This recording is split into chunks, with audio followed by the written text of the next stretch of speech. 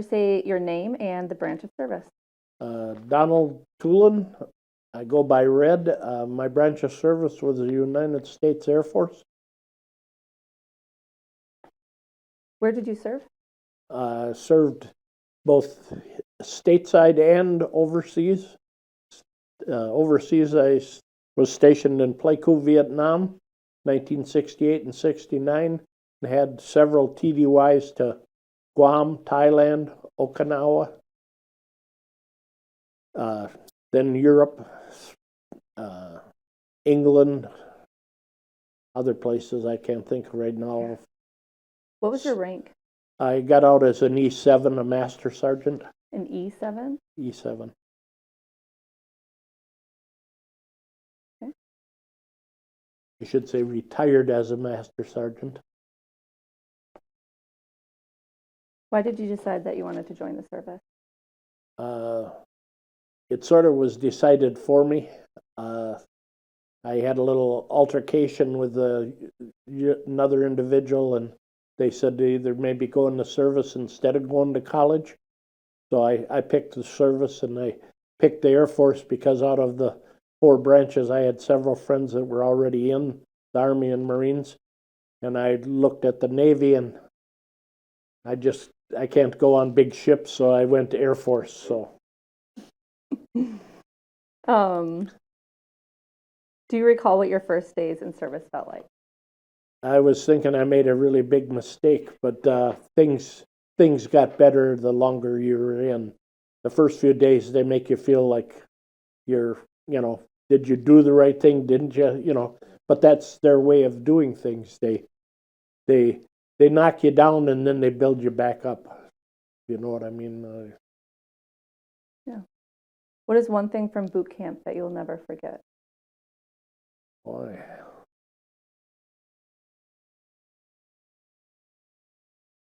Well, most of the guys looked up to me. I was the chapel guide, believe it or not, and I was also the guy when we marched that they'd have to get in line with me, and I didn't have to put a rock in my hand to stay in step. I could march fairly decent, and it made me feel good that I was one of the few that they picked. And I don't know that I was that tall. I was only 6'1.5", but they made me like your point man, and everybody dressed on me, dressed, and just seemed like it felt like an honor at the time. After they knock you down and then they build you back up, it just seemed like it was a little bit of a honor at the time. So. Yeah. What is one story that you seem to tell people from your time in boot camp? Ooh. Well, our TI, which is the drill instructor, whatever, the main guy that's training you to become whatever your career field is down the road, that's breaking you into the Air Force, when you have to report to him and go through all these things that you've studied for we'll say the 8-10 days that you've studied them. I cracked my knuckles on the door and went in there, and my hand was hurting so bad after hitting the side of the door. And he says, now if I asked you one of the questions, Airman Thulien, would you know the answer? And I says, no, because I was in pain. I wasn't ready. And it turns out the guy was from Green Bay, Wisconsin. And, then he started saying something about the Packers, and we hit it off. And then he says, if I asked you one of the questions, would you know the answer? And I says, no. He said, well, you're dismissed, Airman Thulien, and thank you for your, honesty. And then you're supposed to knock the door again and leave. I couldn't have knocked anything. My knuckles were still cracking and hurting from the first smack on the door. That is a good story. What was your favorite food from the mess hall? Boy, I'd have to say pretty much everything. I'm not a big connoisseur of what they had, but I went in at 165, and all the time through basic and tech school, I gained weight, and that's probably the most active that you are in your first 6 months in the military, running aerobics, doing everything physical, and I gained weight instead of staying right at 165 or going fluctuating. I gained weight, so I'd say just about everything. But you could eat the quantities as long as you did it in the time limit that they had. And What was the time limit? Do you remember? I want to say like 15, 20 minutes. It wasn't very long. And I had a,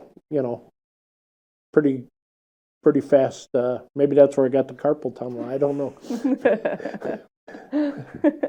But I ate it pretty fast.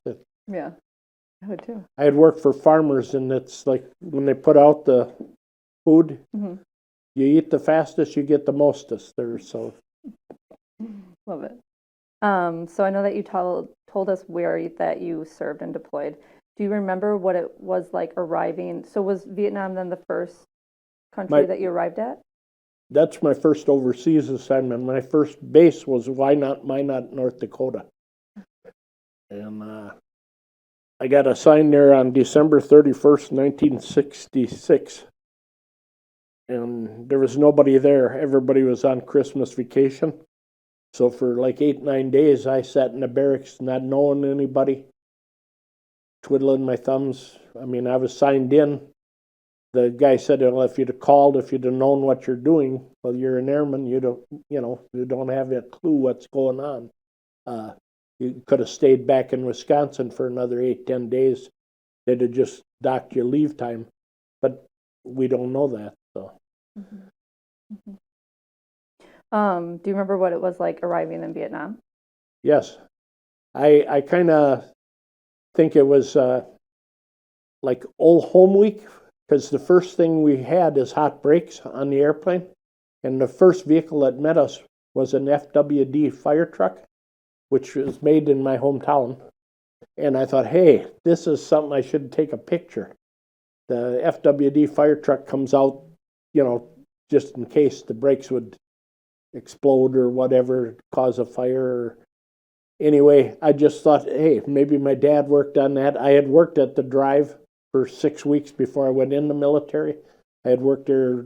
They had a senior, when you're a senior in high school, they had a program where you could be supplemented or help out at the FWD if you were thinking maybe that would be something you'd want to do later on in life.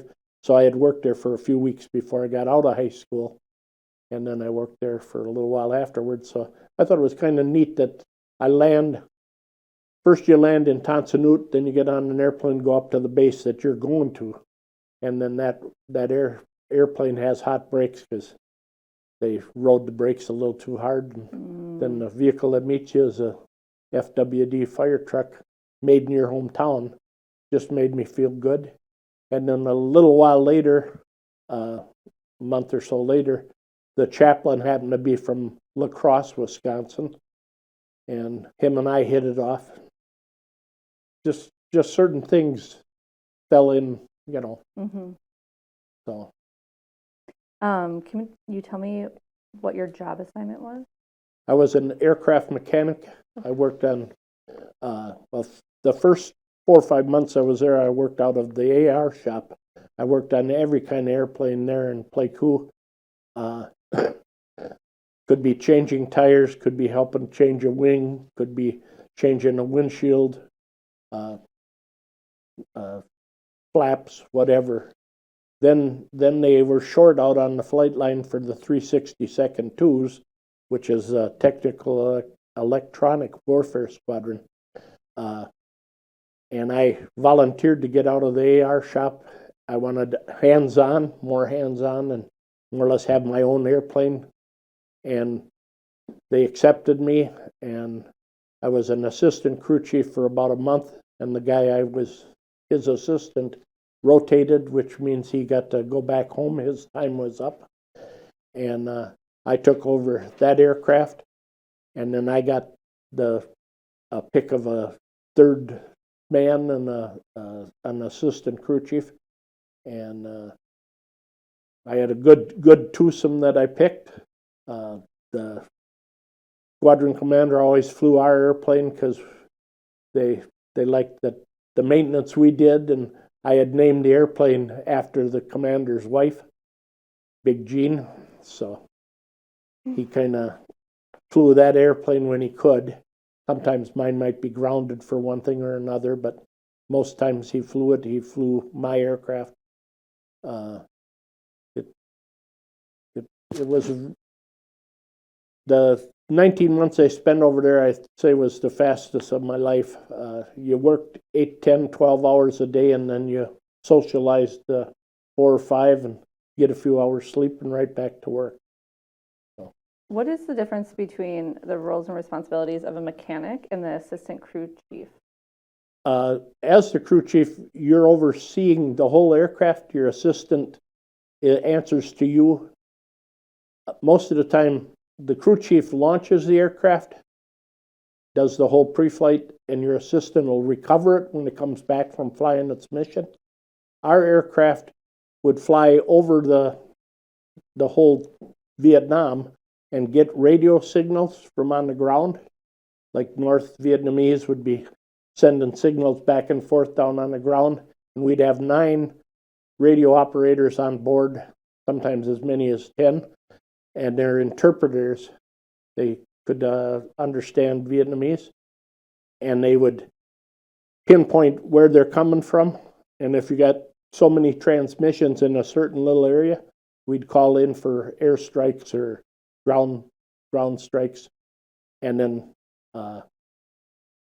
we'd send in more people to see if we did any good, if we could, Mm-hmm. Can you tell me a couple of your most memorable experiences? Boy. I know I'm going to have to wait on that one. No problem. Yeah, we can move on. When your service ended, what did you do in the days and weeks afterward? So you started in 68. Got out in 88. 88, okay. Wow, that's long. Yep. That's a long time to serve. So yes, the question was, what did you do in the days and weeks afterward? Boy. Well, the first thing I did is I moved back to Wisconsin. I retired out of California, Castle Air Force Base, California. I had went from 2-engine prop airplanes to 8-engine B-52s. I was a flight chief when I retired, in charge of 10 or 15 B-52s and 88 people working with me. And instead of having 2 people for you, you had, like I say, 10 aircraft and 88 people is what I had at the end. Wow. So there was like 3 flights, A, B, and C. And I got to say, B flight was which I was the flight chief. And for several years, B flight was the most decorated flight out of the 3. That means like when we'd have inspections or whatever, the people that worked with me scored the highest on all the tests and all the evaluations and that kind of thing. So spoke good for me as their supervisor and made me feel good having them. Mm-hmm. Sure. So where in Wisconsin were you raised? I'm born in Iola, Wisconsin. Okay. Brought up in Clintonville, Wisconsin. Okay. Did you head back there then when you? Yep, I moved back to Clintonville. Lived there for about 20-some years, and then I moved to Madison about 14 years ago. Okay. And the last 4 I've been here in Stoughton. Okay. So once you got home, what were some things that you were most looking forward to? When I got back to Wisconsin, or just the hospitality of the people back here compared to, the other places I've been. Was there anything that you were hesitant about going home? Well, when I came home in 68 on my extension leave, I had been, I thought, disgraced. They treated you like garbage, and you had to avoid them, otherwise you might lose your temper. And then when I came back, 69, the same thing. because I extended and went back to Vietnam. Then when I got out in '88, things, of course, are a lot different. The Vietnam War's over, everything's over. I recently went on the honor flight and was like day and night from back in the mid and late 60s to what it is now. Mm-hmm. So, yes, wished it had been that way for everybody back then. Yeah, I hear a lot about the honor flight. It sounds like an incredible experience. Yeah. Nothing but good things. Never hear a bad story from back from honor. Yeah. No. You went through that, right? Yeah. So what did you do between your time once your service ended, and what was your position? What was your job position? Okay, I missed. What did you do for work when your service ended? Oh, I went to the Postal Service. Oh. I put in 20-some years with the Postal Service. I went from anywhere from being a mail handler to a mail carrier to the desk, and I played postmaster at a few of the smaller offices. I'd even played janitor when our custodian, when the custodian was gone. Our custodian in the Clintonville office was a classmate of mine, and the kids, when he'd give tours, I'd be working the desk most of them days, and they'd come up and they'd say, "Why do they call that guy Red?" And my buddy was the custodian, and he said, "Well, I've known him since we were in school. He used to have red hair." "Well, he don't have red hair now," the little kids would say. So anyway, it was kind of cute. So then I went and I changed my name tag. It went red/silver rather than putting in there gray. So, That's but great. the kids then all, they thanked me for my service because Johnny was the custodian, and he'd tell them, hey, he was in the military same as he was. So. Being in the military for 20 years sounds like a long time. Yeah. When you were coming home, was there anything that helped you transition? Not really. After you've been in that long, I think you pretty much know what you want when you get out, and it makes it a little bit easier. And being back in Wisconsin, in my own hometown, made it a little more easy. Had I stayed out in California, might have been a whole lot different. But we decided to move back to Wisconsin. Other circumstances happened, but. Did your military experience influence your thinking about war or the general military? No, if I had it to do all over again, I'd do the same thing. How did your service and experiences affect your life? I'd say I'm a better man for what went on. What is the Stoughton veteran community like? Great, as far as I'm concerned. lot of really good. Did you know anybody? So you've lived here for 4 years, you said, right? I get along with people. I went to both veterans organizations and started meeting people, and then I also went to the senior center. I like to play cards, and I met several in both places and get along with most everybody. So yeah, it's a good community. Yes, yeah. And I'm Norwegian, and Iola is a Norwegian town, so I moved from one place to another and still stayed with Norwegians. So. Yeah, it's a good one. So the only question that we didn't cover was any memorable experiences that you wanted to talk about. We don't have. Okay. One of them was shortly after I had extended in Vietnam. I come back from my extension leave, and second or third day, I'm on a different aircraft, not the one that I had before I left on my extension leave. That had rotated to the Philippines, and then we don't get it back. It goes to some other base when they finish the procedures they do on it over in the Philippines. Anyway, my assistant and I and the third wiper launch an aircraft. I can't remember the tail number. I maybe blanked it out. But about an hour and a half after it's airborne, they lost communication with it. And right away, they called me into the office, the flight line office, and it had to be my fault that they lost communication.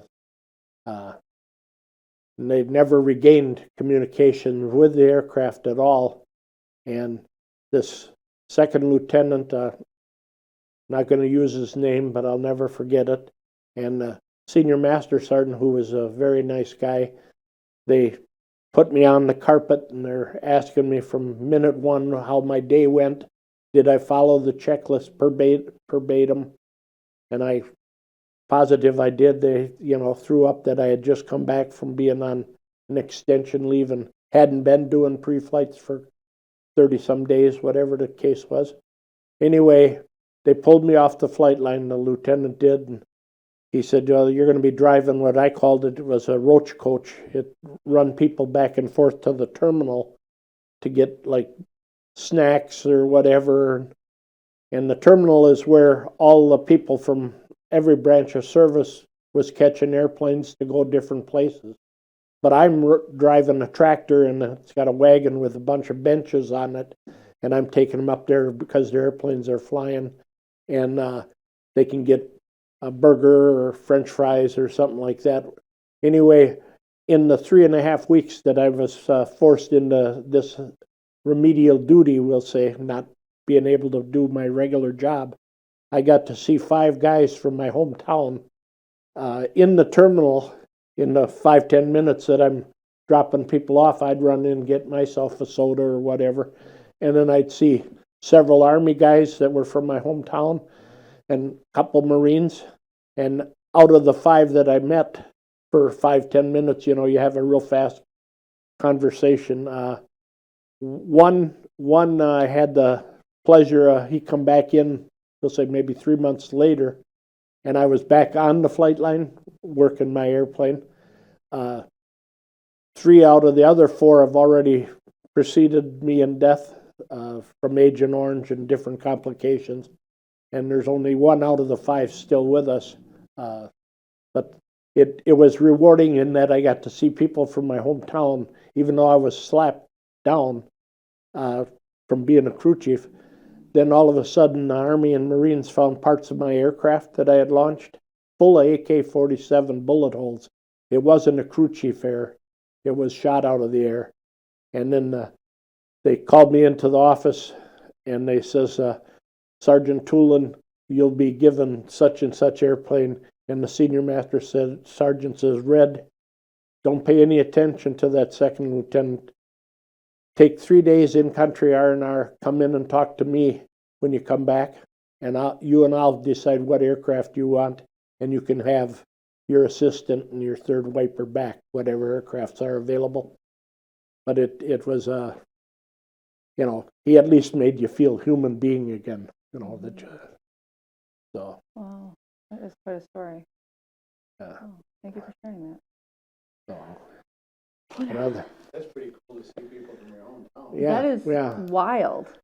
But and then the one that I helped out 3 months later, he comes in, he's all orange from that dirt. You know how the dirt is over there? And his fatigues are like ready to fall off him.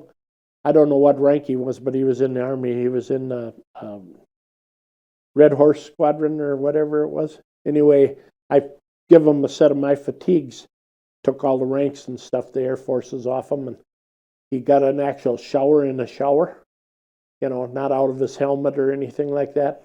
And then we went and partied, and come to find out when I woke him up the next day after he slept for like 20-some hours straight in a bed, which they, of course, don't have beds when they're out in the boonies. I says to him, well, what day do you got to be in Hawaii to meet Lily, his wife? And he says, such and such. And I said, that was yesterday when you got here. He had no clue what day of the week it was, what day of the month, because you're out there for so long. Oh, my God. Anyway, then I go down to the flight line and I get a hold of a chief master sergeant, and I says, I got a childhood, classmate from back home he just got in. He missed his R&R flight. Is there anything we can do for him? I says, his wife's already in Hawaii.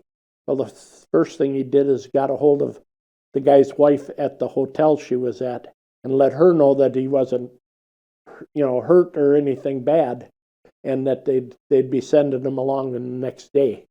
And they got him on a flight. He flew as an assistant to an assistant crew chief on an Air Force airplane, and he's Army.